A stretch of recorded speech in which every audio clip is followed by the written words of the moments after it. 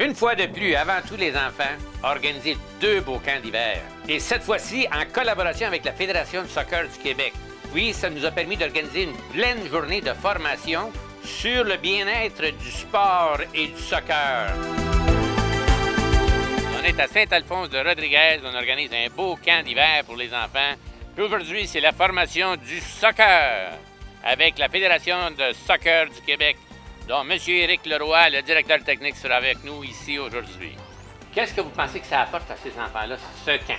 Bien, c'est de l'émerveillement, là. Surtout qu'il y en a qui n'ont jamais connu vraiment l'hiver. C'est leur premier hiver, donc ils voient un peu c'est quoi notre hiver québécois et les activités qu'on fait en hiver. Puis avec tous les cadeaux qu'on a, bien sûr, c'est épatant pour eux, là. Et pour nous aussi. Et vos enfants viennent de où? Bien, principalement, c'est des Népalais, du monde qui viennent de l'extérieur. Là. C'est vraiment diversité multiculturelle. Donc, il y a beaucoup de jeunes qui arrivent présentement du continent africain. C'est leur premier hiver ici. Là. Donc, Première fois qu'ils voient de la neige, exactement. Première belle expérience, là. Je pense que... Comment ils ont réagi quand il y a eu toutes des belles bottes un matin? Bien, c'est sûr, c'est des gros cadeaux pour eux. Ils sont pas habitués de recevoir ça. Là, la réaction quand il y a eu les sacs de couchage, les oreillers? Bien, il y a beaucoup qui savent pas à quoi servent les sacs à couchage. Donc, c'est beaucoup de montrer comment que ça marche et tout ça. Là. Donc, ils sont vraiment fiers. Ils vont arriver à la maison, ils vont montrer ça à leurs frères et sœurs. Moi, je suis enseignante de 4e année à l'école des Berges dans le quartier Saint-Roch de Québec. Et puis, c'est quel genre d'enfants qui se trouvent à cette école?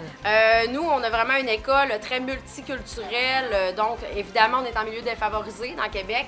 Et dans ma classe, par exemple, j'ai à peu près 3/4 de mes élèves qui viennent d'un autre pays.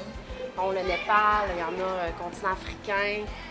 Donc, voilà. Un camp comme ça, qu'est-ce que ça peut apporter à ces enfants-là? Bien, c'est une chance inouïe pour eux, c'est certain, parce qu'ils ne pourraient pas se permettre quelque chose comme ça. Donc, vraiment, c'est de vivre des expériences, les liens se créent.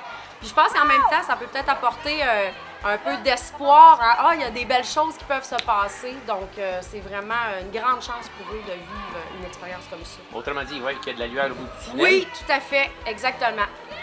Puis ça crée des liens entre professeurs et... Oui, entre les enseignants, les élèves, entre eux aussi. Puis une des premières choses qu'ils me disaient, c'est « Ah, Madame Isabelle, on va vous connaître autrement que comme une enseignante. » Et vous, si vous aviez à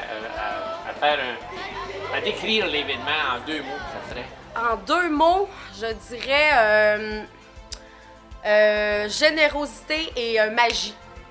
Ça serait mes 2 mots. Est-ce qu'on est prête pour une grosse après-midi? Oui! Parfait!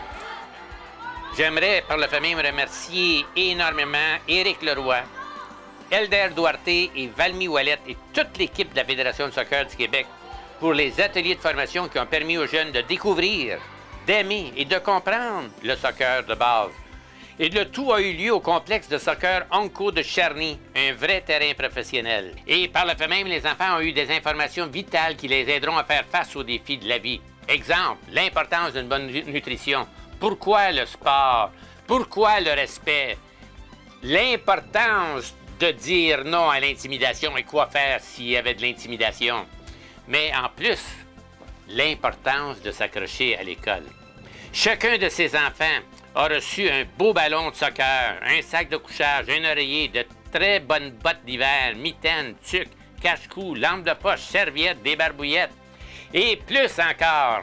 Alors, bravo à l'organisation et toute l'équipe, mais un gros merci encore une fois à la Fédération de soccer pour leur dévouement pour le bien-être des enfants. Et je m'en voudrais de ne pas remercier les accompagnateurs, les éducateurs des écoles qui ont accompagné ces enfants-là à ces camps, ainsi que les animateurs des 2 camps. Merci à tous et encore une fois, un gros merci à Éric Leroy et toute l'équipe de la Fédération de soccer.